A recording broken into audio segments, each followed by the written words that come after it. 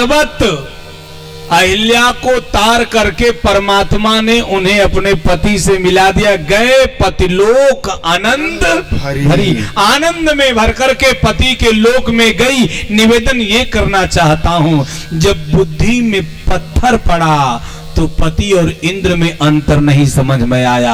और जब उस बुद्धि में पड़े पत्थर पर परमात्मा का चरण रज पड़ा, अहिल्या का वो जो बुद्धि थी पत्थर पड़ी हुई, वो परमात्मा के चरणों में अनुरक्त हो गई, अपने पति के लोक में भगवान के आशीर्वाद से चली गई। उसी प्रकार जब हम लोगों की बुद्धि में पत्थर पड़ता है तो हम लोग परमात्मा को किनारे करके संसार को सब कुछ समझते हैं। और जब संसार को सब कुछ समझते हैं तो जीवन में दुखों का पहाड़ टूट पड़ता है। इसलिए संसार से संबंध निभाइए, अब परमात्मा से प्रेम करिए।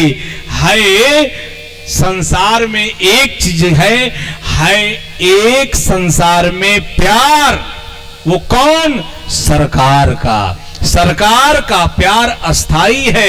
एक शायर ने बड़ी गजब की बात कहा, खुली छतों के चिराग बुझ गए होते, खुली छतों के चिराग बुझ गए होते, कोई तो है जो हवाओं के हाथ थामे है, कोई तो है जो हवाओं के हाथ थामे है। वो हाथ है जो हम लोगों के माथ पर है। और जब हम लोगों के माथ पर रघुनाथ का हाथ होता है तो जो बुद्धि में पत्थर पड़ा है वो सदैव सदैव के लिए विसर्जित होता है। इन्हीं सब शब्दों के साथ वाणी की पुष्पांजलि श्री सीता